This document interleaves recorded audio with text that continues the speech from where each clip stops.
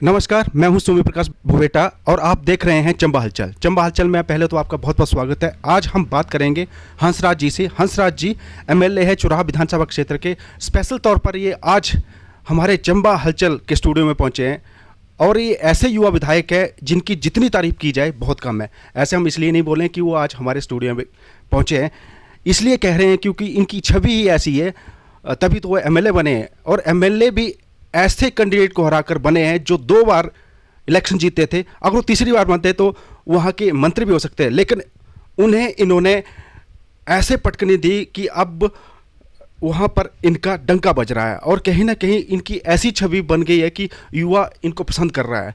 लोग तो कहते हैं कि ये चुनावाद की वजह से जीते हैं, लेकिन जिस हिसाब से ये मिलनसार और मृदुभाषी हैं, मुझे लगता है कि ये अपनी छवि की बदौलत बने हैं। लोग तो ये भी चर्चा रहती है लोगों में कि भी इनको टिकट जो है मिली नहीं है बल्कि दिलाई गई है, लेकिन वो लोग तो कहते रहते हैं, लेकिन जिस हिसाब से इनकी छवि दिख रही है इन दिनों, मुझे लगता है कि इनकी काबिलियत की वजह से इन्हें एमएलए बनने का मौका मिला है। वैसे तो ये आईएएस बनना चाह रहे थे, लेकिन किसी कारणवश वो राजनीति में आ गए। अगर आईएएस होते तो भी अच्छा होता, लेकिन एमएलए बनकर भी ये अपने हिसाब से अच्छा काम कर रहे हैं, लोगों को पसंद भी आ रहे हैं और तभी तो इनको पार्टी ने एक तोहफा दिया है राज्य सचिव के तौर पर। वो राज्य सचिव के तौर पर अच्छा काम कर रहे हैं और संगठन में इनकी अच्छी छवि है और संगठन इनको तवज्जो देता, तभी तो इनको राज्य सचिव बनने का मौका भी मिला है। इनसे आज हम बात करेंगे उनके राजनीतिक फ्यूचर के बारे में और आईएएस से राजनीति में कैसे आए, इन्हें कौन लाया और इनकी क्या सोच थी जिनकी वजह से वो पॉलिटिक्स में आए हैं और आगे इनकी क्या रणनीति है। तमाम तरह की बातों उनसे करेंगे। पहले तो हंसराज जी, आपका बहुत बहुत स्वागत है। धन्यवाद, शुक्रिया। आप सुना है आईएएस बनने जा रहे थे, लेकिन अचानक राजनीति में कैसे आ गए? ऐसा है, भाग्य जो है, आदमी सोचता कुछ है और होता कुछ है। जब हमने यहाँ से ग्रेजुएशन की 2004 में, उसके बाद से हमें भी ये लगता था कि उस इलाके से जहाँ से मैं आता हूँ वहाँ पर या तो आप एक अच्छे अधिकारी बनकर या किसी अच्छे से पद पर जा कर के अपने इलाके की और अपने परिवार की सेवा, उस टाइम तो परिवार का ही रहता था कि भाई परिवार को, क्योंकि हमने बहुत गरीबी देखी है। शुरुआत में हम 4 भाई हैं, एक सिस्टर हैं। फादर साहब आईपीएच में आज भी पाइप फिटर की जॉब करते हैं। फादर साहब ने हमें पता नहीं कैसे कैसे पाला है और जहाँ तक चाहा सभी भाइयों ने पढ़ा। मेरे एक भाई टीजीटी हैं आज, और छोटा सा मतलब गांव है हमारा, जहाँ से ऐसा कोई पोटेंशियल था नहीं कि हम लोग बहुत ज़्यादा पढ़ाई कर सकें। और जिस समुदाय या जिस जाति विशेष से मैं आता हूँ, तो हम लोग ज़्यादातर नवाड़े, ये वो जोगी कास्ट से हूँ मैं, तो इसमें ज़्यादातर हमारा वो रहता है। लेकिन उस पृष्ठभूमि से निकल करके जब हमें मौका मिला कॉलेजों में पढ़ने का, यूनिवर्सिटी में पढ़ने का, तो हमें लगा कि हम इस इलाके के लिए, इस गांव के लिए कुछ ना कुछ कर सकते हैं। इसीलिए फिर ये तो शुरुआत हमारी एक एनजीओ से हुई है। प्रथम एनजीओ में मैंने एज ए डिस्ट्रिक्ट कोऑर्डिनेटर काम किया। लोक मित्र केंद्र इस्टेब्लिश हुए तो चंबा में वो काम किया हमने। चुराह और सलूनी और पांगी में लोक मित्र केंद्रों को इस्टेब्लिश किया। साथ ही साथ मैंने कॉलेज में भी पढ़ाया कोई 1.5 साल। एज ए टीजीटी आर्ट्स कोई मैं 7-8 महीने पढ़ा चुका हूँ। अच्छा, इसके साथ साथ यहाँ सेवा हिमालय जो मनु भाई चलाते थे, उनके साथ भी मैंने काम किया। और उसी दौरान हमारी मुलाकात अनुराग जी से होती रही। एचपीसीए का मैं भी मेंबर रहा और हमने इन बिटवीन जो है वो एक जॉब ज्वाइन की यहाँ लैंको हाइड्रो पावर में एज ए लाइजनिंग ऑफिसर।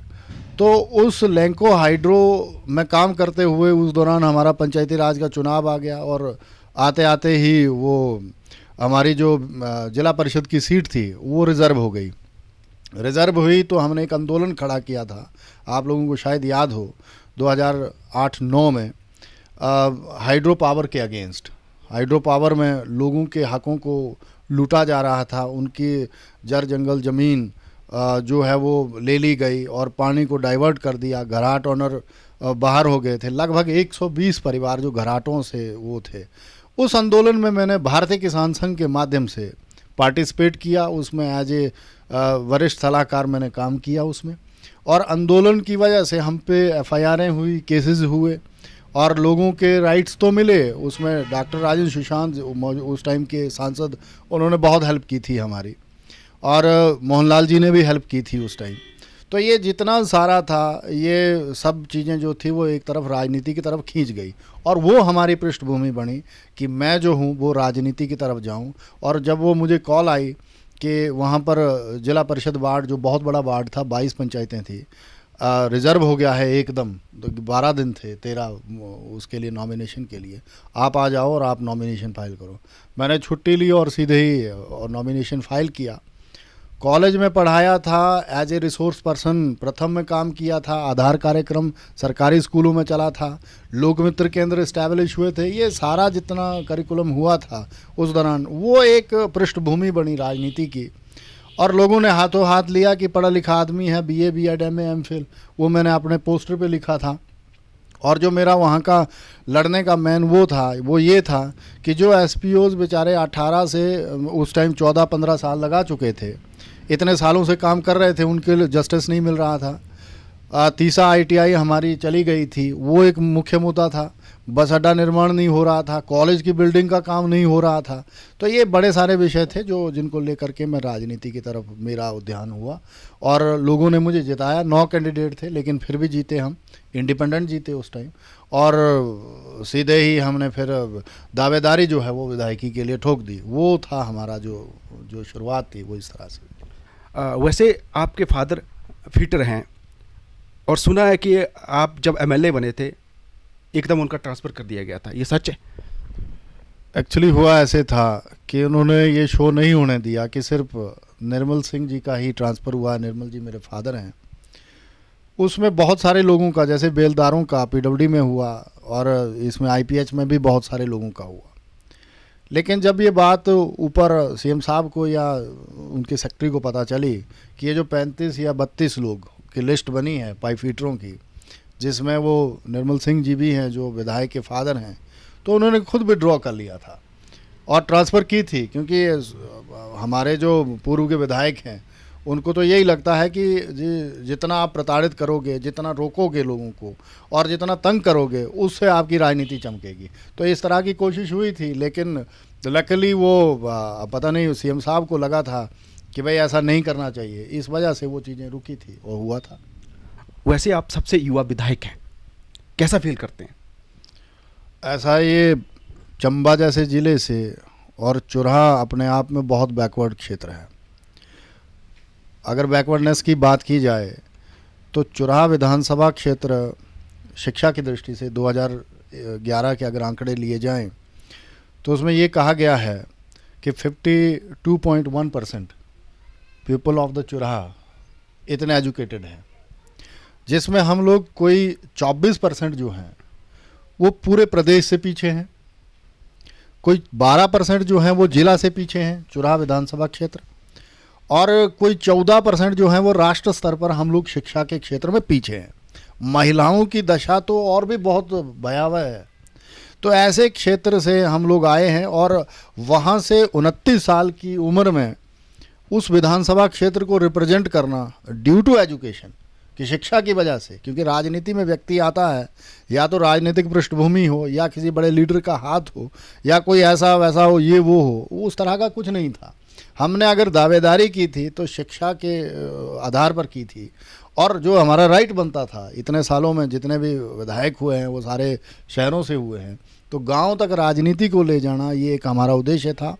और एक हेल्दी डेमोक्रेसी, मतलब एक जिसको बोलते हैं स्वच्छ लोकतंत्र जो है वो भारतवर्ष में बने, और चंबा भी उसमें अपनी आहुति दे और चुराहा भी शामिल हो, उसमें ये एक कदम था। और लोगों ने इसको माना भी, और मैं तो लोगों का बड़ा शुक्रगुजार हूँ और धन्यवादी हूँ कि उन्होंने एक नौसिखिए आदमी को राजनीति में लाया और हमें अपना पोटेंशियल जो था वो शो करने का मौका दिया। तो इस तरह से हम लोग 29 वर्ष की उम्र में मुझे जो है वो मौका मिला। वैसे लोग बोलते हैं कि आपको टिकट मिला नहीं है, परोसा गया है। इसमें ऐसा है जी कि कई सारी बातें जब मुझे टिकट मिला था तो लोगों ने की हैं। मैं सिर्फ इसमें इतना ही कहना चाहूँगा कि देखो, बिन रोए तो माँ भी दूध नहीं देती है। आपको जो है इतने साल भी तो पहले परिस्थितियाँ रही, हमें आज़ाद हुए 70 साल हो गए हैं। जब मैं आया था तो 66 साल हुए थे। तो क्या 66 सालों में ऐसा किसी भी पार्टी को, मैं ये भारतीय जनता पार्टी को ही नहीं बोलूँगा, किसी भी पार्टी को ये नहीं लगा कि यार 62 पंचायतों की इस विधानसभा क्षेत्र में जो 47 पंचायतें हैं वो चुराहा ब्लॉक में आती हैं, तीसा ब्लॉक में आती हैं, क्या वहाँ का प्रतिनिधि नहीं हो सकता? तो ये तो एक तुक्का है। देखो, आपको मांग करनी पड़ती है, आपको अपना पोटेंशियल जो है वो शो करना पड़ता है, पार्टी संगठन के लिए आपको काम करना पड़ता है और दिन रात मेहनत करनी पड़ती है। जब से हम जिला परिषद बने थे हमने रात दिन काम किया और फर्स्ट टाइम हुआ था बड़े सालों बाद कि हमने जिला परिषद चेयरमैनी को, मतलब जबकि हमारे पास उस टाइम मुझे लगता है 7 ही वोट थे जो प्रत्यक्ष वोट थे उस टाइम, और हमने 10 का आंकड़ा छुआ था और हमने अपना चेयरमैन बना के दिया था। मैडम संतोष ठाकुर उस टाइम चेयरमैन बने थे और एक जिसको बोलते हैं एक भाईचारा और एक बहुत बड़ी मिसाल कायम की थी चंबा में कि भाई कांग्रेस नहीं तो छोड़ती ही नहीं थी। तो ऐसे हालात में ऐसा है कि लोग देखो हर तरह की बातें करते हैं, लेकिन मुझे लगता है कि जो एक पार्टी को लगा था, भारतीय जनता पार्टी देखो ग्रास रूट पे काम करती है, ज़मीन से लोगों को निकालती है, ये नहीं कि पैराशूटी लोग उतर के आते हैं। तो ये पार्टी ने निर्णय लिया था कि अगर कोई व्यक्ति इतना ज़बरदस्त काम कर रहा है, और भारतीय किसान संघ आपको शायद पता हो ये राष्ट्रीय स्वयंसेवक संघ का एक यूनिट है, उस पर मैं 2005 से काम कर रहा था। तो उसमें काम करते हुए पार्टी को लगा था कि इस व्यक्ति को शायद हम लोग आगे लॉन्च कर सकते हैं। तो ये था अंदर की बात, तो ये है। आपने संतोष ठाकुर का जिक्र किया है जिन्हें जिला परिषद अध्यक्ष बनाया गया था। लोग कहते हैं कि उनके पति DS ठाकुर ने ही आपको टिकट दिलाई थी। इसमें ऐसा है, सम्माननीय DS ठाकुर जी आज दूसरी बार जिला के अध्यक्ष हैं। भारतीय जनता पार्टी में बहुत बड़ी शख्सियत है, इसमें कोई दो राय नहीं है कि DS ठाकुर जी ने हमारी हेल्प की थी, मैं इस चीज़ को मानता हूँ।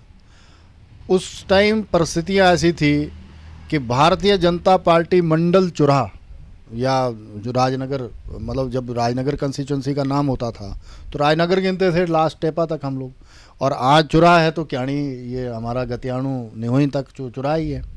तो इसमें हम लोग उस टाइम मुझे लगता है कि DS ठाकुर को भी ये लगा होगा कि यार ये व्यक्ति जिसने जिला चेयरमैनी बनाने में, क्योंकि 15 दिन मैंने कंटिन्यू लगाए थे और विदाउट एनी इंटरेस्ट, हमने अपना एक रिचार्ज तक नहीं डलवाया था। लोग तो बोलते हैं कि जी जो एक बार जिला परिषद बनता है उसकी खरीद फरोख्त होती है, लेकिन हमने एक चुवानी नहीं ली थी। हाँ, हमने ये शर्त ज़रूर रखी थी कि कल हमें अगर आपकी हेल्प की ज़रूरत हो तो आप हमारी हेल्प करेंगे, और मैं तो उनका बड़ा भारी आभारी हूँ कि उनकी जहाँ पर हमें ज़रूरत महसूस हुई, जब हमने DS ठाकुर को बोला, DS ठाकुर जी ने मेरा बहुत बड़ा साथ दिया और हमने भी पूरा साथ निभाया है।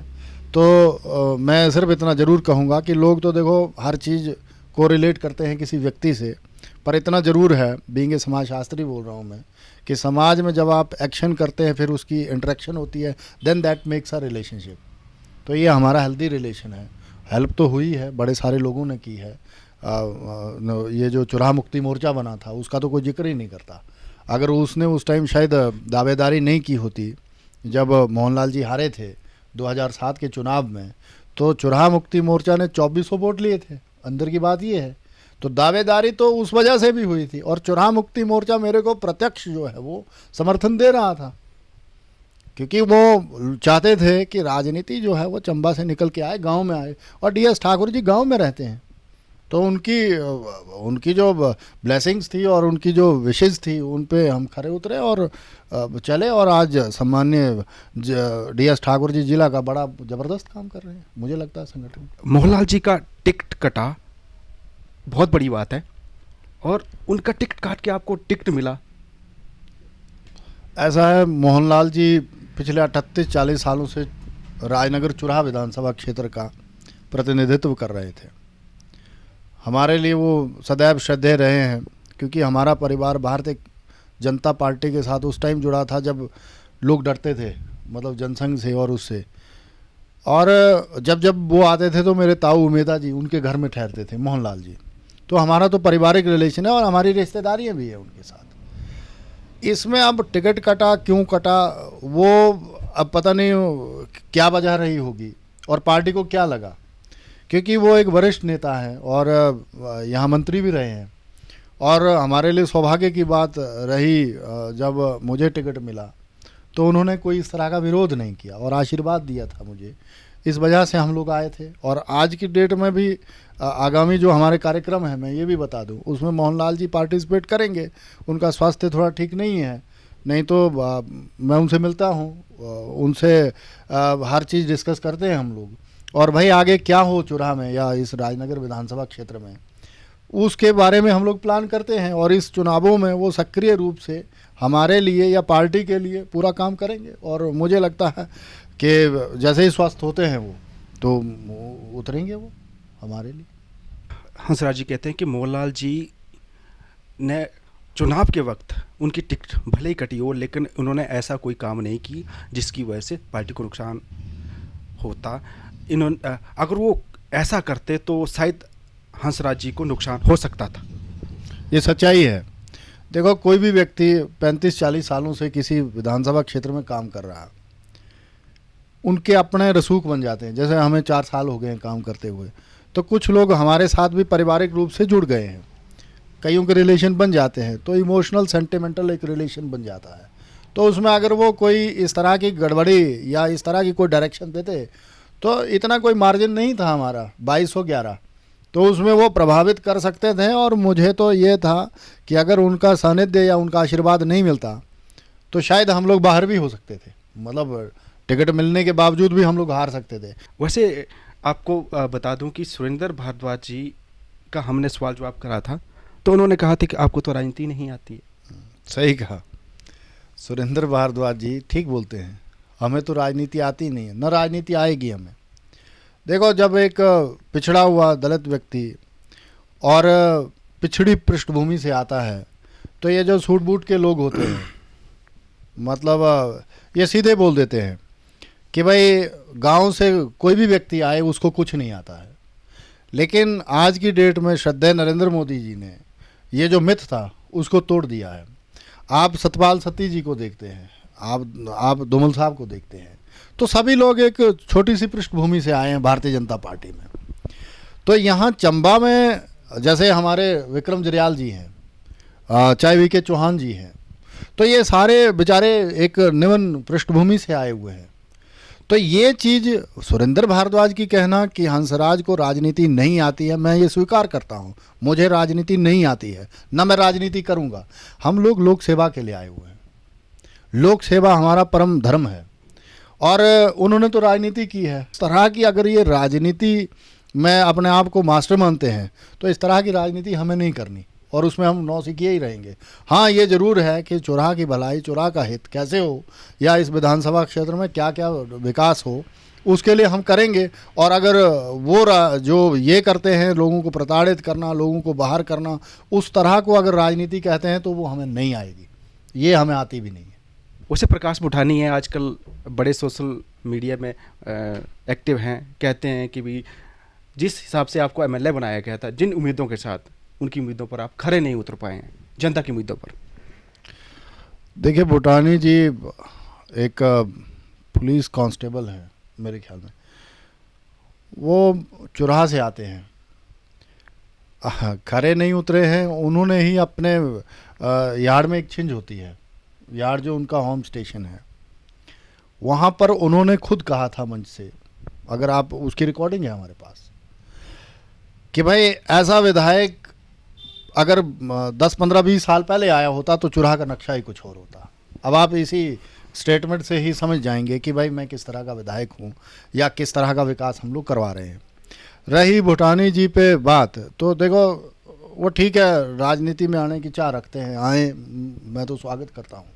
और मैं हर जगह बोलता हूँ कि विद इन पार्टी और आउट ऑफ पार्टी, मतलब जिसमें जितना दम हो वो आए। और मैं तो खुली चैलेंज करता हूँ हर व्यक्ति को कि अगर मेरे से कोई बढ़िया व्यक्ति आता है तो मैं सदा जो है वो क्विट करने के लिए तैयार रहूँगा, क्योंकि मुझे लगता है कि मेरे से अगर अच्छा व्यक्ति या कोई समझदार व्यक्ति या बड़े विज़न का व्यक्ति अगर चुराह विधानसभा क्षेत्र को मिलता है तो उसे आना चाहिए। और चुराह का विकास क्योंकि इतने सालों से रुका हुआ है, मतलब मैं तो बोलूँगा कि एक पिन पॉइंट किया हुआ है लोगों ने, और वो एक लकीर खींची हुई है कि यहाँ से आगे चुराह विधानसभा क्षेत्र नहीं जाएगा। तो उसमें अगर ऐसे लोग भी आते हैं जिनको लगता है कि भाई मैं बड़ा विवेकशील और बुद्धि हूँ, तो मुझे लगता है कि अपनी पार्टी में वो दावेदारी करें, और अगर उनको लगता है उनकी पार्टी बिना पैसों के टिकट देती है तो लेके दिखाएं। वैसे लोग कहते हैं कि वहाँ पर चुराही वाद चलने की वजह से आप जीते हैं, क्या ये सच है? ऐसा है जनाब कि अगर बुवेटा जी अगर चुराहवाद चलता तो सुरेंद्र भारद्वाज जी को कोई चाय नहीं पिलाता वहाँ पर। क्योंकि इसमें मैं थोड़ा सा डिफरेंशिएट कर दूं, जैसे लोग बताते भी हैं कि आप चुरा ज़्यादा करते हैं। देखो चुरा तो अब होना ही है, वो इसीलिए क्योंकि जब राजनगर विधानसभा क्षेत्र था तो हम बरौर से चलते थे और लास्ट टेपा तक जाते थे तो राजनगर कहलाता था। जब से डिलिमिटेशन हुई है तब से इस विधानसभा क्षेत्र का नाम बदल करके चुराह रखा गया, राजनगर को चुराह में शिफ्ट किया गया। ये जो चुराह नाम पड़ा है अब, और जो चुराहवाद की बात कर रहे हैं लोग, मैं तो कहता हूँ उस टाइम लोगों को समझ नहीं आया था, क्योंकि समय हमें सिर्फ 1 महीना मिला था। चुराहवाद तो अब चलेगा, क्योंकि लोग चाहते हैं कि जिसकी सरकार हो उसका विधायक हो, तभी डेवलपमेंट होती है। और मैं तो लोगों से यही आह्वान भी करना चाहूँगा। देखो हम लोगों ने 70 सालों में बहुत से दलों को देख लिया है, पार्टियां बनी हैं, पार्टियां बिगड़ी भी हैं, सरकारें आई हैं, सरकारें गई भी हैं। हम लोगों ने क्या खोया क्या पाया, मैं तो आप लोगों पे छोड़ता हूँ। आप लोगों को चाहिए, क्योंकि आपने कांग्रेस को देखा है मतलब बड़े सालों से, और आपने उनके नेताओं को भी देखा है। सुरेंद्र भारद्वाज जी को सत्ता के टाइम भी मौका मिला था, अपोजिशन में भी मौका मिला है। विधानसभा का रिकॉर्ड निकाल करके आप देख लें, पार्टिसिपेशन ऑफ सुरेंद्र भारद्वाज कितने % है, वो भी आपको नज़र आ जाएगा। तो वो ये नहीं समझ पाएंगे कि चुराहवाद क्या चीज़ है। मैं एक समाजशास्त्री के नाते सिर्फ इतना ही बोलना चाहूँगा, और एक MLA के नाते सिर्फ इतना बोलना चाहूँगा कि जिस दिन अगर उस तरह की परिस्थिति ना आए, क्योंकि ये तो डिफरेंशिएट कर रहे हैं, जिस दिन ये इस तरह का इज़म चला तो उस दिन जो है वो इनकी तो जमानत जब्त हो जाएगी अगर ऐसी परिस्थिति हुई तो। लेकिन लोग चुराह के बहुत विद्वान हैं और चीज़ करते हैं, और मुझे लगता है ऐसा हुआ नहीं है। हिमाचल में रहा है कि 5 साल बीजेपी, 5 साल कांग्रेस। अगर बीजेपी आती है, मतलब गवर्नमेंट बनती है बीजेपी की हिमाचल में, तो मंत्री आप होंगे या चंबा विधानसभा क्षेत्र के अगर चौहान जी जाते तो वो होंगे? आप में से कौन मंत्री बन सकता है? पार्टी सत्ता में आएगी और 50+ का जो हमारा टारगेट है, मुझे लगता है उससे हम बेहतर करेंगे और बेहतर करेंगे। और चंबा की पांचों सीटें जीतें, इसके लिए जैसे पिछले दिन से ही हम लोग प्रवास इस तरह का चला हुआ, हमारा संगठन बड़ा स्ट्रांग संगठन है भारतीय जनता पार्टी। और इसमें मैं इतना ही कहना चाहूँगा कि जब सत्ता आती है तो एक अदना सा कार्यकर्ता भी, हमारा जो बूथ पे भी काम करता है, वो भी विकास करवाता है। भारतीय जनता पार्टी का ये सबसे बड़ा वो है। उस समय क्या परिस्थितियाँ होंगी, कौन मंत्री बने कौन ना बने, इस पे तो मैं नहीं जाऊंगा, क्योंकि ये पार्टी का काम होता है, ये हाईकमान देखता है कि किसको कितनी वो देनी है। लेकिन मैं इतना ज़रूर कहूँगा कि जिस दिन भारतीय जनता पार्टी हिमाचल प्रदेश में सत्ता में आएगी, उस दिन चंबा के लिए क्या हो, क्या प्लानिंग हो, उसमें हम भागीदारी ज़रूर सुनिश्चित करेंगे।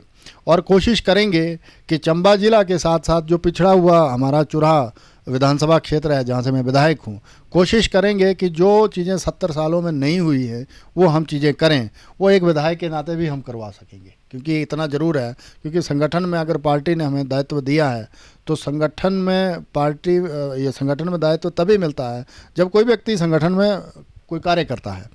तो हम सभी लोग मिलकर काम कर रहे हैं। चौहान जी हमारे श्रद्धेय विधायक हैं और 2 बार के जीते हुए विधायक हैं, सीनियर IAS रहे हैं, चीफ सेक्रेटरी से रिटायर हैं। इनका अनुभव और इनकी जो ख्याति है वो लोग जानते हैं। तो मुझे लगता है कि जब भी मौका जिसको भी मिले, हम अपनी तरफ से सब लोग बेस्ट करेंगे।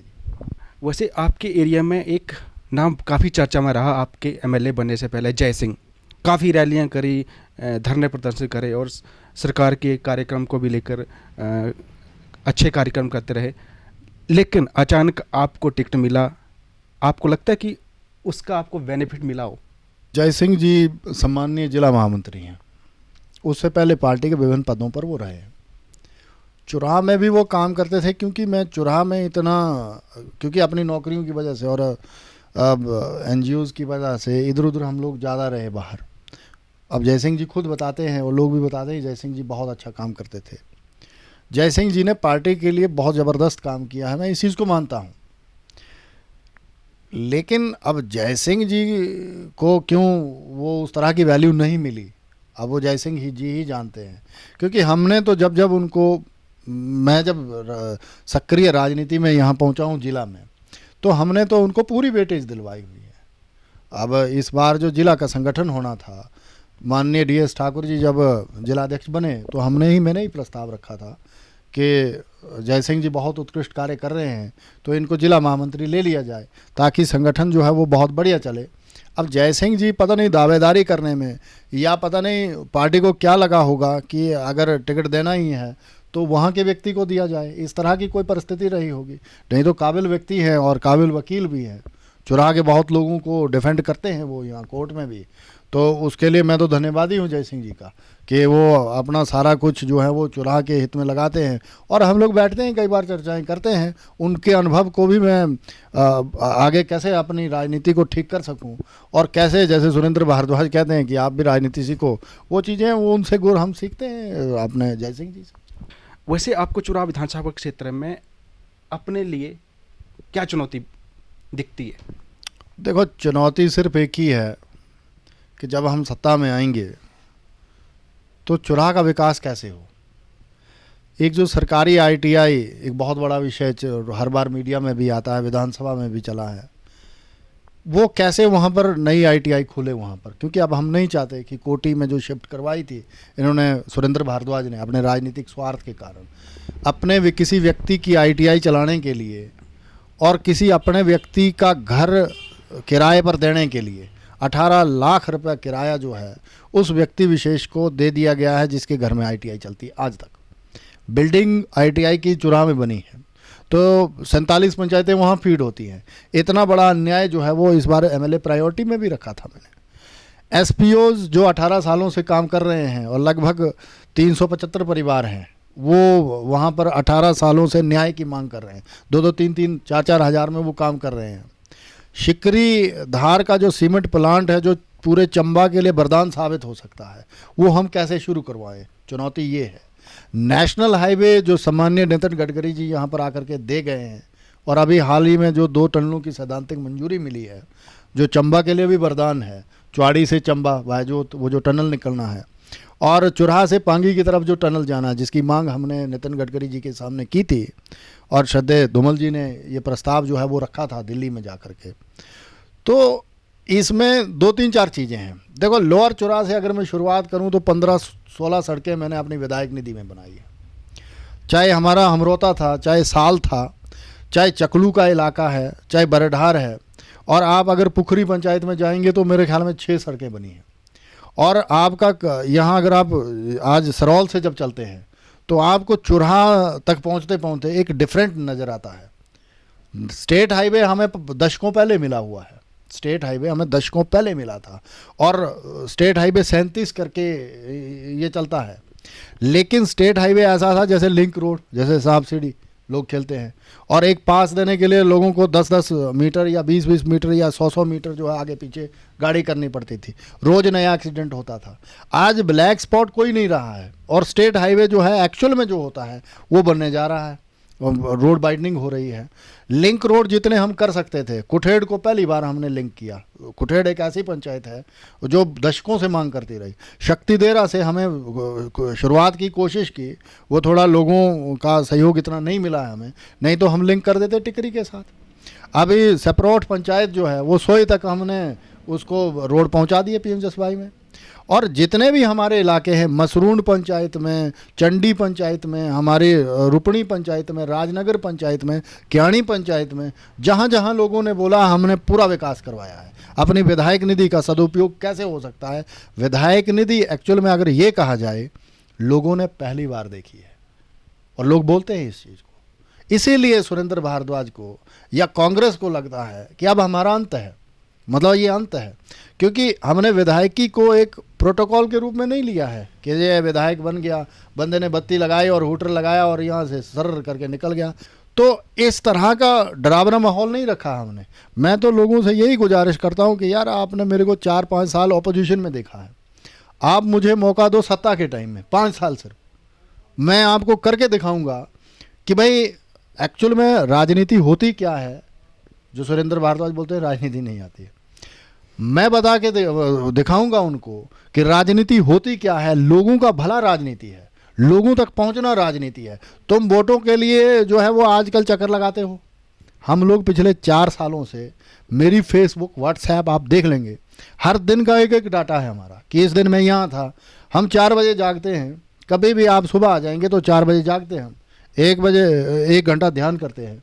उसके बाद जब पूजा पाजा करके निकलते हैं तो सिर्फ इतना मन में होता है कि आज किस गरीब का किस तरह से भला हो। ये हमारी आइडियोलॉजी है और हमने गरीबी भुगती है, आज भी भुगतते हैं। 4 ही कमरे हैं आज भी, कोई इतना बड़ा कोई इनकी तरह ताजमहल नहीं बनाए हुए हैं। गत्याणु से लेकर के, निहुई से लेकर के, पुखरी से लेकर के, हमने तो ये निर्णय लिया हुआ है कि जिस तरह से तलेरू का कॉन्सेप्ट चला हुआ है उस तरह का क्याणी में भी हमारा नैनी सेरी मंदिर है। हमने और श्रद्धेय डॉक्टर हमारे कैलाश जी हैं यहाँ क्याणी से, हमने पूरी कोशिश की है कि हम लोग जो हैं वो इसमें एक तलेरू टाइप का वो टूरिज़्म पॉइंट ऑफ व्यू से एक वो करेंगे सेटअप, और एक बहुत बड़ा जो है वो यहाँ पर एक रिसेप्शन गेट बनाएंगे और उसमें पूरी चुराह कंस्टिट्यूंसी की जानकारी होगी। हमारे पास एक प्लान है पूरा चुराह के लिए कि आगामी 5-10 सालों में चुराह क्या हो और एम्प्लॉयमेंट के साधन कैसे जनरेट हो। टूरिज़्म एंड हाइड्रो पावर और ये सिकरी प्लांट, 3 बड़े सेगमेंट हैं जो पूरे चंबा जिला को फीड करेंगे। इस तरह का प्लान है। तो चुनौतियां तो बुबेटा जी ये हैं, बाकी कोई चुनौती नहीं है हमारी। ये कांग्रेस, ये वो राजनीति, जीत हार, ये तो चुनौती ही नहीं है। चुनौती तो हम वो मानते हैं कि जब आप सत्ता में जाएंगे लोगों का भला कैसे करेंगे। चुनौती तो ये है, डर उसी से लगता है, बाकी कोई डर नहीं। आपने डॉक्टर कैलाश का जिक्र किया है। आप विधानसभा क्षेत्र के पूरे विधायक हैं, चुराह विधानसभा क्षेत्र के। लोग कहते हैं कि DS ठाकुर और डॉक्टर कैलाश ठाकुर के कहने पर ही आप काम करते हैं। आपने डॉक्टर कैलाश जो है वो हमारे कोटी वाले लिए होंगे। डॉक्टर कैलाश वेटनरी से रिटायर्ड हैं, यहाँ क्याणी से हैं। यही डॉक्टर कैलाश नहीं, अब मैं नाम गिनाऊंगा तो पता नहीं कितने डॉक्टर आ जाएंगे। हमारे गोपाल ठाकुर हैं, हमारे संधि राणा जी हैं, टंडन जी हैं, अब पता नहीं कितने नाम हैं। मैं यहाँ नाम भूल जाऊंगा तो लोग जब इंटरव्यू देखेंगे तो बुरा मान जाएंगे मेरा नाम ले लिया इन्होंने। देखो, डॉक्टर कैलाश जो हमारे कोटी वाले हैं उन्होंने भी बहुत मेरे लिए काम किया है और आगे भी करेंगे, ऐसा उम्मीद है हमें। RC पाल से लेकर के, विकास ठाकुर से लेकर के, पता नहीं कितने लोग हैं, पता नहीं कितने लोग हैं। और जो पिक्चर में आते हैं, जो पिक्चर में नहीं भी आते हैं, ऐसे लोग रात दिन मेरे लिए सोचते रहते हैं, चुराह के लिए सोचते रहते हैं। तो ये उस डॉक्टर कैलाश का मैं जिक्र कर रहा हूँ जिनसे हम लोग गाहे बगाहे डायरेक्ट इनडायरेक्ट मिलते रहते हैं और वो मेरे लिए बहुत अच्छा सोचते हैं, चुनाव के लिए अच्छा सोचते हैं। अलग अलग संस्थाओं के साथ जुड़े हुए हैं। और राष्ट्रीय स्वयंसेवक संघ से जब मैं कनेक्ट में आया था, जब मैंने ITC की थी, तो वो उनका ही प्रयास था कि यार तुम जाओ और वहाँ से डिसिप्लिन थोड़ा सीख के आओ और थोड़ी गतिविधियाँ वहाँ से सीख के आओ, 2-4 बातें तुम कैसे कर सको वहाँ से वो करके आओ। तो उस तरह के लोग हैं। देखो, विधानसभा क्षेत्र में बहुत सारे हमारे ठाकुर, बहुत सारे लोग ऐसे हैं जिन्होंने मेरे लिए सोचा है। और एक चीज़ मैं यहाँ पर क्लियर कर दूँ, आज जितना अनुसूचित जाति का वोट व्यक्तिगत हमें या आज पार्टी के साथ जुड़ा है, वो शायद किसी व्यक्ति के साथ कभी BJP के साथ जुड़ा नहीं था कास्ट का, जिसमें हमारी आर्य बिरादरी है, लोहार बिरादरी है और अन्य बिरादरियाँ जितनी भी हैं, वो सारी हमें जो है वो पता नहीं अब किस वजह से हमारे साथ जुड़ी है, लेकिन उनको एक उम्मीद नज़र आती है कि लोगों ने जाति के नाम पर वोट कास्ट किए हैं। अब सुरेंद्र भारद्वाज जी तो एक ही रट लगाए रहते हैं कि जे दलितों का जो उत्थान किया है, दलितों को कीचड़ से निकाला है, मैं स्वयं दलित हूँ, वो निकाला है कांग्रेस ने। अच्छा, ऐसा ऐसा निकाला है कि आज जो हमारी आर्य बिरादरी है, इनके परिवार को छोड़ करके किसी और का शेड्यूल कास्ट का सर्टिफिकेट भी नहीं बनता। उसके लिए डिविजनल कमिश्नर और शिमला पता नहीं कितने चक्कर लगाने पड़ते हैं। तो ये इन्होंने दिया है इस बिरादरी को भी। तो आज मैं फ़ख्र से कह सकता हूँ, चाहे छन्नी माता हैं, उनका पूरा आशीर्वाद है हम पे, जितने रिटायर्ड ऑफिसर्स हैं, चाहे इनके रिश्तेदार ही हैं, वो सारे हमें पूरा वो देते हैं और डायरेक्ट इनडायरेक्ट पूरा सहयोग करते हैं। अगर हम जीते हैं तो इन लोगों के, देखो जब वोटिंग हुई थी तो मुझे लास्ट टेपा हिमगिरी से लेकर के लास्ट क्याणी तक बराबर वोट मिले हैं, तभी व्यक्ति जीतता है। अगर मैं बैरागढ़ से हूँ, 9 पंचायतें मेरे उस सराउंडिंग की आती है, वहाँ क्लीन स्वीप करके भी आऊँ, लेकिन यहाँ कुछ ना मिले तो मैं नहीं जीत सकता। तो ये बैलेंस होता है राजनीति में जो लोगों ने क्रिएट किया है। और मुझे लगता है लोग इस बार लास्ट से लेकर के जो हमारी बाउंड्री लगती है यहाँ क्याणी से लेकर के फलगत से लेकर के लास्ट टेपा हिमगिरी तक अच्छे वोट कास्ट करेंगे और एक रिकॉर्ड होगा ये अपने आप में, जो हम सोच के चले हुए हैं, जिस तरह की हमने सोचा हुआ है इस पूरे विधानसभा क्षेत्र के लिए, उस प्लान को हम लोगों तक ले जा रहे हैं। और लोग भी समझ रहे हैं कि भाई विकास होना है तो वो सत्ता के टाइम में ही होता है। ऐसे तो लोग फिर बहाने करते हैं कि मेरी सरकार नहीं है, मुझे तुम लोगों ने हरा दिया है। वैसे आपको बीजेपी में ऐसा कौन सा चेहरा नज़र आता है जो आपके लिए चुनौती बन सकता है? ऐसा है सर, बीजेपी में हर वक्त कार्यकर्ता तैयार रहते हैं, क्योंकि हमारी जो कार्यशैली है या कार्य पद्धति है उस पे हमें ये सोचना नहीं पड़ता कि आगे आने वाले 5 सालों में कौन होगा या उससे आगे कौन होगा। इसमें हमारी एक लाइन अपने आप बनी रहती है, क्योंकि सभी लोग बड़ा ज़बरदस्त काम करते हैं। इसमें मुझे ऐसा कोई नाम अब सूझता नहीं। अपने मोहनलाल जी अब सीनियर हो गए हैं, बीमार रहते हैं, और जय सिंह जी यहाँ खुश है जिस तरह की वो हमें लगती है, और बाकी अभी कोई नाम मुझे नज़र आता नहीं। और ऐसा है कि मैं तो बड़ा खुश नसीब रहूँगा कि अगर इस तरह का कोई चैलेंज हो और वो मुझे सहयोग करे जब तक मैं हूँ, उसके बाद हम सहयोग करेंगे। वैसे आप राज्य सचिव भी हैं बीजेपी के। एक नोटबंदी का फैसला हुआ है, आपको लगता है कि इसका बेनिफिट मिल पाएगा इलेक्शन में? देखो, डीमोनेटाइजेशन या नोटबंदी अपने आप में एक ऐतिहासिक कदम है। जिस दिन श्रद्धेय नरेंद्र मोदी जी ने कहा कि 8 बजे रात को राष्ट्र के नाम संबोधन होगा, जो सामरिक परिस्थितियां हमारे पूरे देश में चल रही थी, पाकिस्तान के साथ, चाइना के साथ, इस तरह का, तो हम सब लोग थोड़े वो थे, क्यूरोसिटी थी हमारे मन में कि आज राष्ट्र को संबोधन एक टाइम पंडित जवाहरलाल नेहरू ने किया था, उसके बाद इंदिरा जी ने किया था, और उसके बाद अटल जी ने किया था, और अब जाकर के नरेंद्र मोदी जी कर रहे हैं। तो कोई ना कोई चीज़ तो है जो आज हो सकता है युद्ध की स्थिति आ गई हो, इस तरह की थी। और जब वो 8 बजे उस दिन 8 तारीख को जी वो जब संबोधन हुआ तो हम लोग सब लोग टीवी चैनल्स और ये वो उनके फ्रंट में थे। जब उन्होंने ये कहा कि देश आज ऐसी परिस्थिति में है, पृष्ठभूमि सारी रख करके, और जब ये कहा कि 1000 और 500 के, तो हमें लगा ये एक तरह की इमरजेंसी ही है। देश जो है वो बदलाव की स्थिति में है। और देखो, वो ऐसे प्रधानमंत्री हैं जो सिर्फ कुर्सी पर बैठ करके उस कुर्सी का मज़ा नहीं लेना चाहते। देखो, ये कोई बेटा जी आसान काम नहीं था, ये तो लोग समझ गए इस चीज़ को। मान लो जो षड्यंत्र कांग्रेस करना चाहती थी जब डिमोनेटाइजेशन हुई, उसके तुरंत बाद उन्होंने पहले तो समर्थन किया, वीरभद्र ने भी समर्थन किया था, और जब उनको लगा कि ये राजनीतिक मुद्दा बन सकता है, उन्होंने राजनीतिक मुद्दा बनाने की कोशिश की। लेकिन सौभाग्य की बात यह है कि जो राष्ट्र कांग्रेस छोड़ के गई है, 70 सालों में 62 साल कांग्रेस ने शासन किया है। पिछड़ा हुआ, भूखा और बैकवर्ड राष्ट्र। अटल जी के टाइम में एक क्रांतिकारी परिवर्तन आया था, स्वर्णिम चतुर्भुज योजना, अंत्योदय, ये कॉन्सेप्ट चले थे। लेकिन इन्होंने राष्ट्र को पूरी तरह से तथाकथित कुछ लोगों के हाथों में ले आए थे। ये गांधी परिवार और कुछ एक और लोग जो हैं वो इन्वॉल्व रहते थे।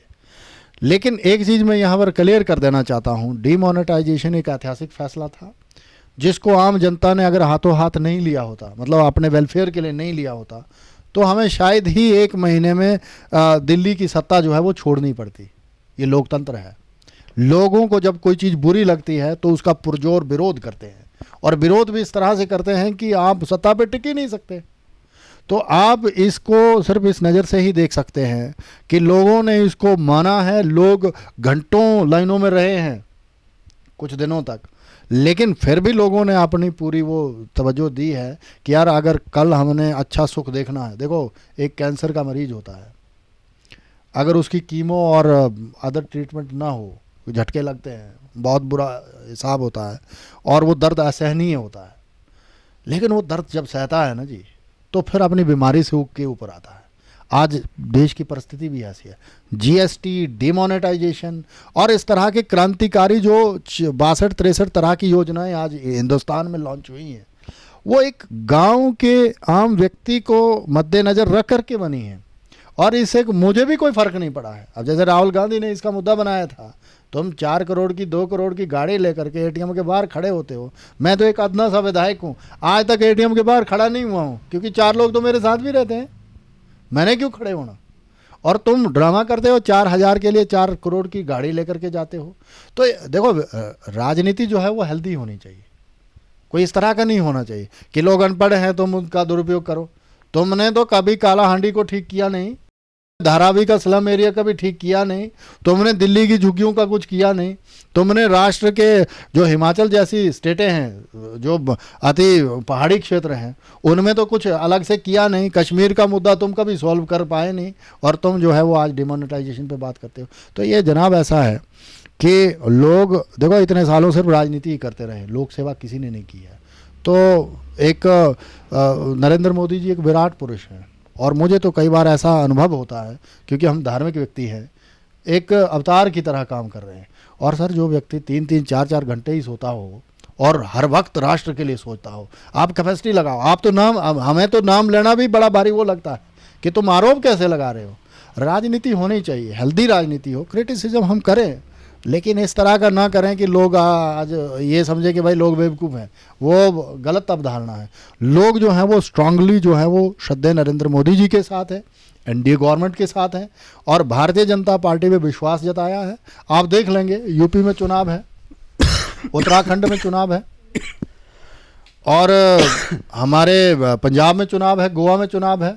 अब ये तो देख ही रहे हैं, ठीक है, कई बार हमारी 100 चीज़ें चली हुई हैं। इसमें मुझे लगता है कि हम लोग चारों की चारों जो है वो स्टेटें जीतेंगे और एक ज़बरदस्त मैंडेट 5 स्टेटें जो काम अभी चुनाव है मणिपुर में भी, तो इसमें हम लोग सत्ता में आएंगे और देश जो है वो परिवर्तन की तरफ जा रहा है और परिवर्तन को हम लोग एक्सेप्ट करेंगे। चंबा में सर हेल्थ सिस्टम का बुरा हाल है, आप भी गए थे, सुना है कि हॉस्पिटल में और आपके एरिया में बुरा हाल है, कैसे सुधर सकते हैं हालात?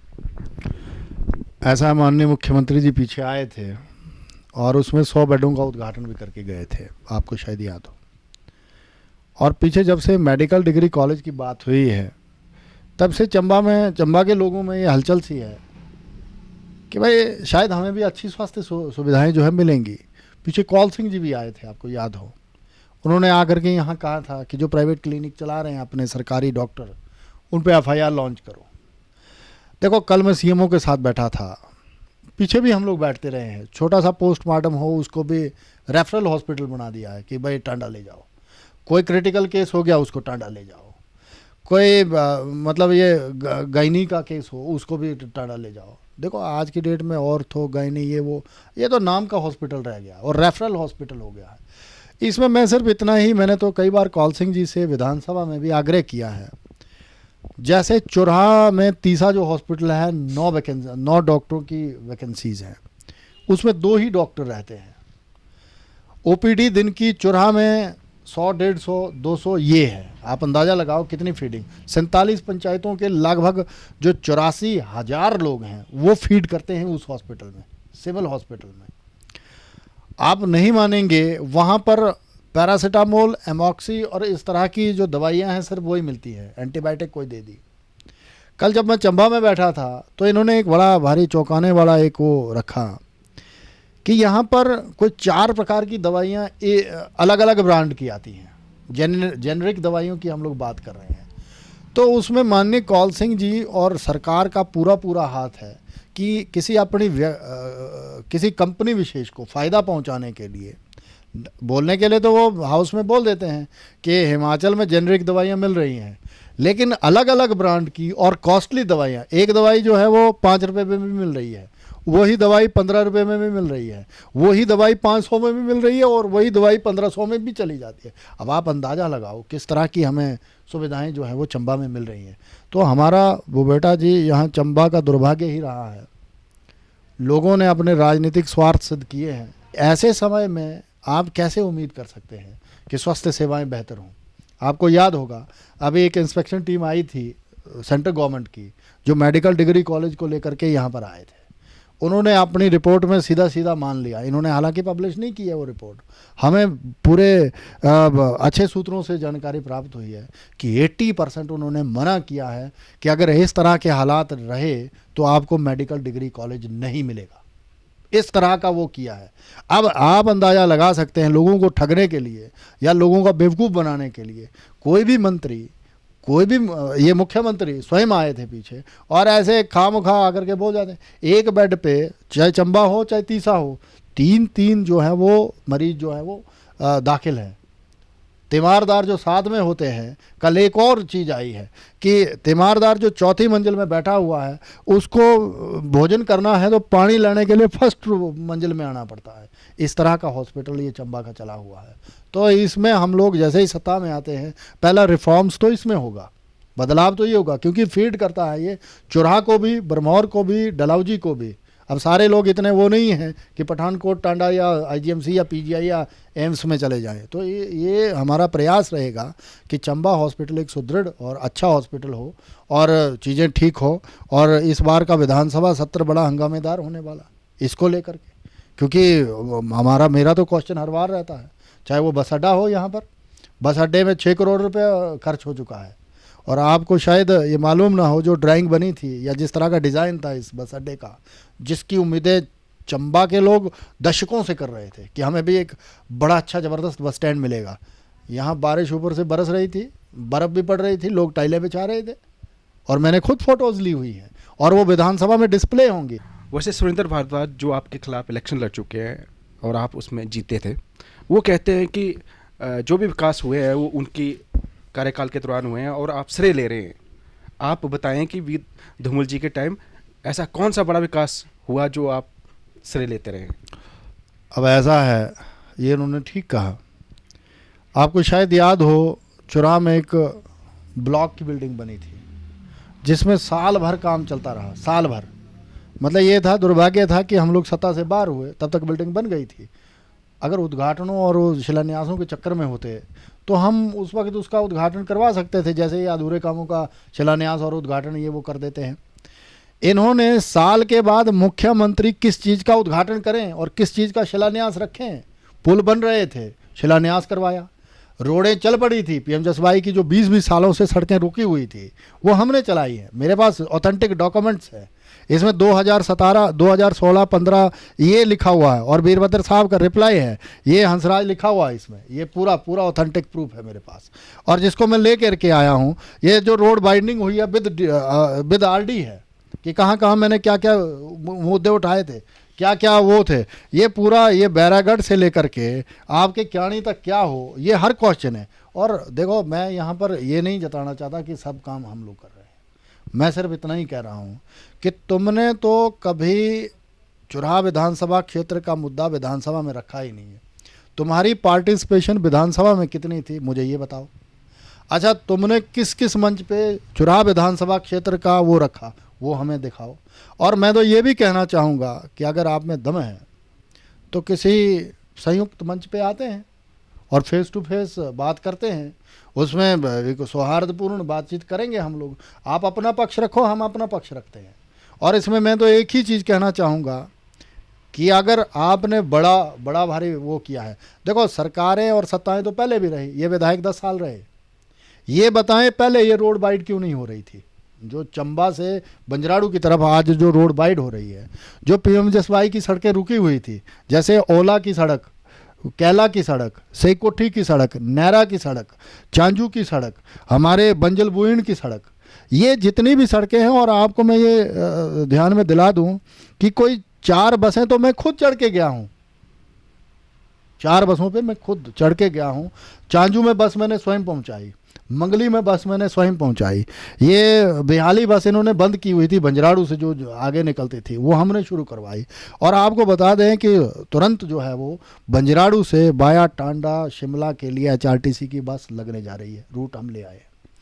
आपके आयल बड़ंतर जो लास्ट पंचायतें हैं हमारी हिमगिरी की, वहाँ तक बस पास मैंने करवाई, वो मीडिया में भी छपा है। जिस पुल का उद्घाटन और शिलान्यास करने के लिए ये लोग 4-4, 5-5, 10-10 साल लगाते थे, वो हमने ज़बरदस्ती खुलवाए हैं। आपका पंगोड़ा नाला, वो ज़बरदस्ती पुल चलवाया। डाउंजू नाला, वो ज़बरदस्ती चलवाया। शुकराली का पुल, जिसको 40 सालों से 16 पंचायतें पांगी की और 9 पंचायतें बैरा की रोज़ मांग करती थी। शुकराली में रोज़ कोई ना कोई हादसा होता था, 2 लोगों की तो जाने भी गई हैं। इन्होंने कभी उस पुल की वकालत नहीं की। वो पुल हमारी प्रायोरिटी थी, वो हमने बनाए। आज की डेट में अगर आप सही कोठी रोड पे जाएंगे, जिसपे 10-10, 9-9 बसें जाती हैं आज उस पे कोई 7 तो नए ब्रिज बने हैं। इतने सालों में क्यों नहीं बने? तो आज की डेट में अगर विकास कोई हुआ है तो उसका श्रेय लेना हमारा बनता है, क्योंकि इतने साल हमने चीज़ें देखी नहीं थी। अगर ऐसे ही वो होता है तो वो हमारा काम है। जब भी MLA की जो तनख्वाह बढ़वानी होती है तो सभी एक मत हो जाते हैं, लेकिन लोगों की समस्याएं के हल करने के लिए कोई MLA इकट्ठा नहीं होता। इसमें मैं इसमें सिर्फ मैं इतना ही कहना चाहूँगा, जो इस बार भी तनख्वाह बढ़ी थी, वो जो विधायक सुविधा कमेटी होती है उसमें मैं भी मेंबर हूँ। और जो हमारा एक दलों को छोड़ करके जो एक यूनिट बना था, जिसमें संजय रतन जी लीड कर रहे थे, उसमें सहयोग मैं भी कर रहा था। वो सिर्फ तो कितना था, देखो पहले विधायक जो होते थे या जो मंत्री बनते थे, वो अपने ऊपर ज़्यादा काम करते थे। मैं ये भी आरोप यहाँ पर जड़ रहा हूँ, और उसमें ऑथेंटिकेशन भी ये देता हूँ कि आप देखेंगे किसी का मिनरल प्लांट्स है, मतलब ये पानी की बोतलें बनाते हैं कुछ लोग। अच्छा, कुछ लोग जो हैं वो अपने ट्रांसपोर्टर हैं, कुछ लोग माइनिंग का काम करते हैं, कुछ शराब माफिया हैं। ऐसे लोगों को तो तनख्वाह दिखती नहीं थी, मतलब इनका सारा जो जुगाड़ है वो बाहर से आता था। आपको मैं चाय पिला रहा हूँ तो उसका बिल जो है वो फलाना ठेकेदार पे कर रहा है। आप गाड़ी भेज रहे हैं कार्यकर्ताओं के लिए तो कोई ठेकेदार भेज रहा है, या किसी SDO एक्सीन, या मैं इन 4 सालों में ये स्पष्ट कर दूं, हमने कभी किसी से कोई पैसा नहीं लिया है। ये इतना जरूर, ना किसी को ये बोला कि तुम बिल भर दो। आप यहाँ कैफ़े में जाएंगे, कभी बैठेंगे, उनको ही पूछना, उसने बड़ा चौंकाने वाली बात कही थी कि जनाब आप आते हैं और हर बार पैसे दे के चले जाते हैं। लोग तो यहाँ ऐसे भी आते हैं जो कभी पैसे नहीं देते। हमारी और उनमें ये फ़र्क है। देखो, हमारा जो प्रोटोकॉल है या जो रैंक दिया गया है या जो हमें बोला जाता है कि तुम चीफ सेक्रेटरी से ऊपर हो, एक तरफ चीफ सेक्रेटरी की तनख्वाह देखो, वो व्यक्ति हमें क्यों मानेगा? आज की डेट में एक हमारा बेलदार भी है, वो भी 40,000 लेता है। एक JBT मास्टर है, वो भी 50-60 हज़ार लेता है। उसने तो एक परिवार देखना है, हमने सर एक विधानसभा कंस्टिट्यूंसी देखनी है। रोज़ हमें 5 से 7 हज़ार या 8 हज़ार की ज़रूरत पड़ती है। रोज़ हमारी गाड़ी चलती है, रोज़ पैसे की हम दूसरों से भीख ना मांगे, इसीलिए स्वावलंबन के लिए हमारा अपना स्वावलंबन हो कि हम सही शिद्दत के साथ लोगों की सेवा कर सकें। और जो भ्रष्टाचार से नेताओं का संबंध बताया जाता था, इस छवि को हम लोग तोड़ें और नेता स्वच्छ छवि के साथ लोगों का ही काम करें, किसी के नीचे ना लगे। इसके लिए हमने तनख्वाह बढ़ाई थी, और मैं तो अभी भी कहूँगा कि हम तो और प्रयास करेंगे अगर हम लोग सक्षम होंगे, सबल होंगे। देखो, राजनीति एक अच्छी बात है, इसमें कई लोग ये भी क्वेश्चन बीच में कर देते हैं, क्रॉस क्वेश्चन, कि ये आप तो सेवा के लिए आए हैं, तो सेवादार के लिए क्या? देखो, फ़कीरी भी होती है ना जी, तो उसके लिए भी फ़कीर को भी शाम को भोजन करना पड़ता है। हमारे भी परिवार है, हमारे परिवार भी इच्छा रखते हैं कि मैं भी अच्छा कपड़ा पहनूँ, हमारा परिवार चाहता है मेरे बच्चों की भी अच्छी स्कूलिंग हो। तो ये तो हर व्यक्ति मतलब अपने स्वार्थ के उसमें भी करता है। तो क्या हम लोगों को अच्छा जीवन जीने का कोई अधिकार नहीं है? क्या लोग हम पे रोज़ उंगलियां उठाते रहें कि ये करप्ट है, इसने वहाँ से इतना लिया? इसलिए हमने ये वकालत की थी कि हमारी अच्छी सैलरी हो, ताकि हम किसी पे निर्भर ना रहें और किसी के आगे गिड़गिड़ाने की, और ठेकेदारों और बड़े बड़े ये जो कॉरपोरेट सेक्टर के लोग हैं उनके हाथों की कठपुतलियाँ ना बने। अब जो 10 रुपये लगाएगा वो 10 लाख की मांग कर लेता है। इसीलिए हमने ये कहा था कि इस तरह का ट्रांसपेरेंट सिस्टम हो, और हम लोग जो है वो वकालत ये करते रहेंगे कि जैसे आम आदमी जो है वो इच्छा रखता है कि आज मेरी सैलरी 5,000 है तो वो 7,000 हो और 8,000 हो। जिस तरह की आजकल महंगाई चलती है या जिस तरह का परिवेश बदलता है वैसे वैसे होना चाहिए। ये वकालत हम करते रहें। वैसे सब्सिडी की बात आती है, जब भी रसोई गैस सब्सिडी की, लोगों को मैसेज करते हैं, मोदी सरकार का तो बहुत बड़ा अभियान है, लोगों को बोलते हैं कि आप सब्सिडी त्याग दो क्योंकि आप सेवा कर रहे हैं, तो क्या नेता क्यों नहीं त्याग करते सब्सिडी का? देखिए, ऐसा जो हमें विधानसभा में सिलेंडर मिलते हैं, मेरे ख्याल में 729 रुपये परसों में दे के आया हूँ। हमने कोई सब्सिडी नहीं ली है जब से हम आए। हालांकि हमारी इतनी औकात नहीं है कि हम सब्सिडी छोड़ दें। आज भी हम वही, मैंने पहले भी कहा कि हम लोग साधारण परिवारों से गिव अप हम लोग नहीं भी कर सकते थे, लेकिन हमने राष्ट्र हित में, और जो प्रधानमंत्री जी का आह्वान था कि जो लोग थोड़े सक्षम हो गए हैं, यार आप लोगों को अगर ज़रूरत नहीं है तो तुम गिव अप कर दो, तो हमने प्रयास किया है। और मुझे लगता है हिमाचल प्रदेश विधानसभा में लगभग सभी लोगों ने गिव अप किया हुआ है जो चुने हुए प्रतिनिधि हैं। और मेरा तो आह्वान रहता है, जो व्यक्ति 700 या 800 900 रुपये खर्च कर सकता है उसको खर्च करने चाहिए। सब्सिडी जो है वो उन लोगों के लिए है जो हमारे गरीबी रेखा के नीचे के लोग थे। जैसे आजकल उज्ज्वला योजना जो है वो प्रधानमंत्री जी ने लॉन्च की है, उसमें प्रधानमंत्री जी का सिर्फ यही उद्देश्य है कि जो घरेलू औरतें लकड़ी के धुएं से या उपले के धुएं से या अलग अलग जो साधन से ईंधन के, उनसे अपनी आंखें या अपना हार्ट या वो गवा बैठते हैं, तो एक अच्छी स्वच्छ ईंधन जो है वो उनको मिले, इस प्रयास में। और हम लोग तो कोशिश कर रहे हैं, जिला चंबा और हिमाचल प्रदेश पूरी कोशिश कर रहा है, और भारतीय जनता पार्टी या अपने कार्यकर्ताओं तक भी मैसेज पहुंचाती है कि अगर तुम सक्षम हो गए हो तो इस चीज़ को छोड़ दो और नेक्स्ट किसी व्यक्ति को ये हो। आप नहीं मानेंगे, जब तक मैं जिला परिषद था तो मैं भी IRDP में था, BPL परिवार में था। मेरे 3 बच्चे हैं और देखो ऐसी पारिवारिक स्थिति थी कि हमको उसमें बैठना पड़ा था। और एकदम जैसे ही अब लोग बोलते हैं जी ये हुआ वो हुआ, देखो साधन आपको रखने पड़ते हैं, गाड़ियाँ रखनी पड़ती हैं, ये करना पड़ता है, लेकिन हमने स्वयं भुगता है ये। और किस व्यक्ति को किस तरह की ज़रूरत होती है ये हमें ज़्यादा पता है। और मैं इसीलिए कहूँगा कि हमारे जो अपोजिशन के लोग हैं, जो पूर्व में विधायक रहे हैं, उन्होंने वो जो कहावतों में कहा जाता है जो लीडरों के लिए कि चांदी के स्पून में वो भोजन किया है, वो लोगों की दिक्कतों को क्या समझेंगे वो। और मैं तो यही कहूँगा कि जिसने अपने परिवार में कभी मुश्किल देखी ही ना हो, वो सर गरीबों की मुश्किल क्या समझ सकता है। देखो, मैं जाति से जोगी हूँ, मन का फ़कीर हूँ, और इसमें मुझे बोलते हुए कोई वो हिच नहीं है कि अगर कल भी मुझे बोला जाता है, पार्टी हाईकमान बोलती है कि तुमसे बढ़िया व्यक्ति आ गया है, तुम अपने घर चले जाओ या तुम संगठन में ये काम करो, मैं तैयार हूँ, हमें कोई दिक्कत नहीं है। क्योंकि हम वहाँ पहुँचे हैं जहाँ हमने ख्वाब में नहीं सोचा था, स्वप्न में नहीं सोचा। चुराह की जनता का बहुत बहुत ऋणी हूँ मैं तो मेरे तो जन्म ऋणी रहेंगे कि उस बैकवर्ड इलाके से जहाँ पर 1998 में एक कालावन शतरुंडी कांड हुआ था, वो मेरे घर से 6 किलोमीटर की दूरी पे, हमने वो भी देखा, मैं 9th में पढ़ता था। तो ये जो हमारा जो वो है, बोलने का मेरा आशय ये है कि हम लोग साधारण लोग हैं, हम कभी ना राजनीति करेंगे और ना ही इस तरह का द्वेष। हाँ, ये जब तक पार्टी और जब तक चुराह के लोग मुझे चाहेंगे कि तुम जो है वो ठीक काम कर रहे हो और आगे चलो, मैं चलता रहूँगा जब तक बोलेंगे। और जिस दिन वो बोल देंगे कि यार तुम्हें भी हमने देख लिया, तुमसे भी कुछ नहीं होता, तुम घर बैठो, तो हम बैठ जाएंगे। ये तो जनता का फैसला होता है और जनता हमारे लिए सर्वोपरि है। और मैं इस चीज़ का अपने पूर्वजों का, अपने जितने भी चुराह राजनगर के लोग हैं उनका ऋणी हूँ कि 68 लाख लोगों में आपकी गिनती करवाई है। और चुराह विधानसभा क्षेत्र जो है लकीली डिलिमिटेशन के बाद जो है वो 1 नंबर पे आता है और आपकी काउंटिंग जो है 1 नंबर पे होती है। तो जब 1 नंबर आता है तो हंसराज और चुराह विधानसभा क्षेत्र, तो बड़ा अच्छा लगता है। जब हमने शपथ ली थी तो अपने आप में प्राउड फील हुआ था कि आप ऐसे इलाके से हैं जहाँ पर लोग कभी जाना तक नहीं।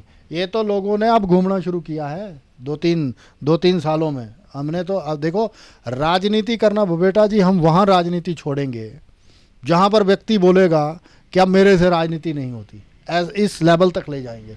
और कोई हमने गैप नहीं रखा, कोई व्यक्ति सीधी बात कर सकता है, कोई व्यक्ति। ठेकेदारी ख़त्म कर दी है राजनीति की, कि भाई फलाना भुवेटा जी वहाँ के ठेकेदार हैं, बंदा जाएगा भुवेटा जी से चिट लेगा और फिर मेरे पास आएगा। ये व्यवस्था हमने ख़त्म कर दी है।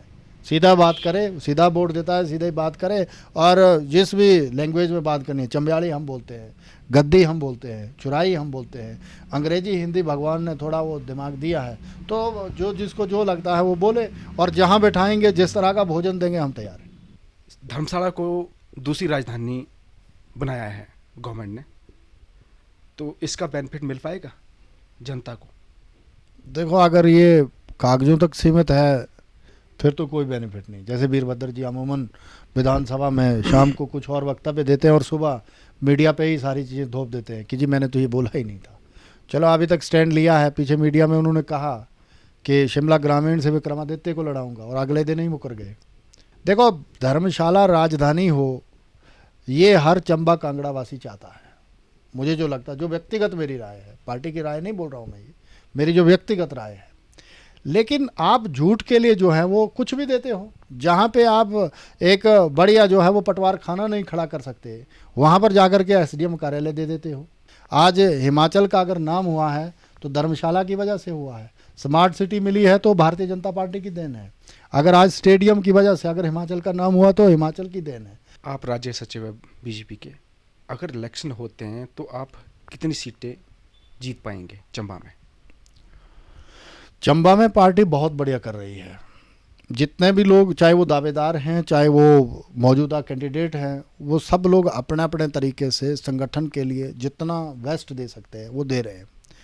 आज की डेट में मुझे लगता है कि चंबा में हम लोग पाँचों सीटें जो है वो भारी बहुमत से जीतेंगे, और चंबा का विकास भी तभी होगा। मैं तो चंबा वासियों से आह्वान कर रहा हूँ। देखो, लोग बड़े चालाक हो गए हैं, मतलब लोगों को होना भी चाहिए। जिस तरह की दिल्ली में सरकार भारतीय जनता पार्टी की है, अगर चंबा में भारतीय जनता पार्टी की सरकार बनती है तो चुराह में हाइड्रो पावर लगेंगे, बरमौर में हाइड्रो पावर लगेंगे। आपको मैं ये थोड़ा सा ध्यान में दिला दूं कि पिछले 4 सालों में कोई नया हाइड्रो पावर चंबा में नहीं लगा है। और यहाँ पर एक चीज़ और बता दूं कि चंबा में अगर बस स्टैंड का ये हश्र हुआ है, अगर भारतीय जनता पार्टी की सरकार होती तो चंबा जो दशकों से बस स्टैंड की चाह में था, वो ऐसा बस स्टैंड नहीं मिलता उनको। और हॉस्पिटल, जो डिग्री कॉलेज की बात की जा रही है, वो इस तरह से लिंगरॉन नहीं होता। और चुराह जैसा विधानसभा क्षेत्र जो हर लिहाज से पिछड़ा हुआ है, देखो भगवान ने बहुत सारी चीज़ें दी है। भौगोलिक दृष्टि से बड़ा सुंदर रम्य प्रदेश ये हमारी कंस्टिट्यूंसी है।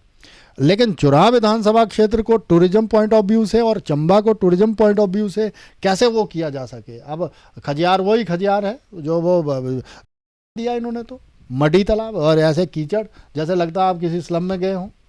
और डलहौजी जो नाम एक अंग्रेज़ों ने पैदा कर दिया था, जो अंग्रेज दे के गए हैं, मुझे लगता है वही है। और आज की डेट में जब जब भारतीय जनता पार्टी की सरकार बनी है, चाहे वो प्रधानमंत्री ग्राम सड़क योजना के माध्यम से हो, नेशनल हाईवेज़ के माध्यम से हो, या नई इंडस्ट्रीज़, जैसे आप अगर जाएँ दाड़ला में, अगर सीमेंट प्लांट लगा था तो मुख्यमंत्री श्रद्धेय शांता कुमार जी की देन थी वो। तो इंडस्ट्रीज़ या ये वो सारी लाना, वो सिर्फ भारतीय जनता पार्टी का ही काम है। और देखो, अंत्योदय हमारा एक कॉन्सेप्ट है। जो लास्ट में खड़ा हुआ व्यक्ति है उसको फ्रंट तक कैसे ले आना है, भारतीय जनता पार्टी की मूल विचारधारा ये है। और लास्ट में खड़ा हुआ व्यक्ति तब तक आगे नहीं आ पाता जब तक आगे के लोग खिसकते नहीं हैं, मतलब सरकते नहीं हैं। तो ये एक व्यवस्था हमने की है कि चंबा सबसे हिमाचल प्रदेश में पिछड़ा हुआ ज़िला है, और चंबा जिला के नाम पे केंद्र सरकार से हम 1000 तरह की योजनाएं ले तो आते हैं, लेकिन इम्प्लीमेंटेशन और उस पर खर्चा कौन करे, कैसे वो हो, और सोशल ऑडिट इन्वॉल्व नहीं करते हैं। तो ये सारी चीज़ें जो है वो है। आप संगठन से जुड़े हैं, आपके हिसाब से पुराने प्रत्याशियों को ही टिकट मिलेगी या नए लोग भी आ सकते हैं? इसमें भुवेटा जी ऐसा है, हमारा इतना कोई कद है नहीं कि हम जो है वो कोई खुलासा करें कि भाई ये होगा कि वो होगा। देखो, ये पार्टी देखती है और पार्टी हाईकमान का फैसला, बोर्ड बैठता है पूरा। और इसमें बीजेपी में एक चीज़ बड़ी ज़बरदस्त चीज़ है। अब जैसे मैं एकदम आया था, एकदम मोहनलाल जी ने 4 साल काम किया था, तथाकथित जयसिंह जी ने बहुत ज़बरदस्त काम किया था। सब लोग इच्छाएं रखते हैं, लेकिन कौन व्यक्ति कहाँ से उतरेगा ये तो उस कैंडिडेट को भी पता नहीं होता। अब मैं तो युवा हूँ, 33 साल की उम्र हुई है अभी मेरी, क्या पता कल मैं ही ना उतर पाऊँ। मतलब पार्टी संगठन को जो लगेगा, ये फैसला सारा पार्टी हाईकमान लेती है। मौजूदा जो विधायक हैं अच्छा कर रहे हैं अपनी अपनी फील्ड में, और अच्छा करते रहेंगे, तो मुझे नहीं लगता कोई इस तरह का वो होगा। लेकिन हाँ, जहाँ पर थोड़ा कोलैप्स हुआ है हमारा, वहाँ पर पार्टी सोच रही है और कौन किस तरह का वो हो कैंडिडेट, और वो पार्टी देखेगी और पार्टी क्या करती है वो आप और हमारे सामने होगा। आपके एरिया में मुस्लिम बहुत हैं, लोग कहते हैं कि उनका आपने सिर्फ वोट बैंक के तौर पर इस्तेमाल किया, चाहे कांग्रेस हो या बीजेपी, और उनका काफ़ी बुरा हाल है। देखो, ये आपने ज़बरदस्त और शानदार क्वेश्चन पूछा है। मुसलमानों को सही न्याय या जस्टिस जिसको मैं कहता हूँ अगर दिया तो भारतीय जनता पार्टी ने, और मेरे टाइम में दिया। वो किस लिए, मैं प्रैक्टिकल दूंगा आपको। भारतीय जनता पार्टी का या कांग्रेस पार्टी का जब भी मंडल बनता था, जो ब्लॉक लेवल की कमेटी बनती है, जो निर्णय लेती है, उसमें कांग्रेस पार्टी भी शो करे भाई कितना पार्टिसिपेशन मुसलमानों का है, मतलब कितने लोगों को ओहदे दिए हैं। मैं तो आपको ये बता दूं, भारतीय जनता पार्टी का जो प्रमुख मंडल है, जिसमें 3 लोग बड़े प्रमुख होते हैं, जिनसे मैं भी सलाह सूत्र लेता हूँ और वो मेरे को भी गाइड करते हैं। मंडल का अध्यक्ष ताराचंद ठाकुर, मंडल के महामंत्री वीरेंद्र जी, और मंडल का दूसरा महत्वपूर्ण महामंत्री मुन्यान खान, दाढ़ी वाला व्यक्ति मुन्यान खान। देखो, मुसलमानों ने मुझे बहुत आशीर्वाद दिया है और देंगे भी। आप इस बार देखेंगे, हमने कभी हिंदू मुसलमान या राजपूत ब्राह्मण और ये वो SC ST OBC ये राजनीति तो की ही नहीं है। और मैं बड़ी बेबाकी से कहना चाहूँगा यहाँ पर कि मुसलमानों का शोषण जो किया है वो कांग्रेस पार्टी ने इतने सालों में किया है। आज मुसलमान सही विचारधारा के साथ जुड़ करके, जो विकासशील विचारधारा है, जो विकास की तरफ जाती है, उस तरफ आए हैं। आप नहीं मानेंगे, एक पर्टिकुलर मुसलमान जो सूट बूट पहनता है उसको कमेटी का चेयरमैन बनाया जाता है क्योंकि वो पैसे वाला ओहदेदार आदमी है। लेकिन आम मुसलमान जो गुज्जर है, जो भैंस पालता है और जो बेचारा त्रासद रहता है, उसकी तरफ कोई ध्यान नहीं देता। लोगों को बोलते हैं तुम दाढ़ी बढ़ाओ, तुम दाढ़ी बढ़ाओ, हाथ मुंह मत धोना, तुम 5 टाइम नमाज पूरा अदा करो, लेकिन खुद लोग शैंपेन और विस्की और ये रम पीते हैं।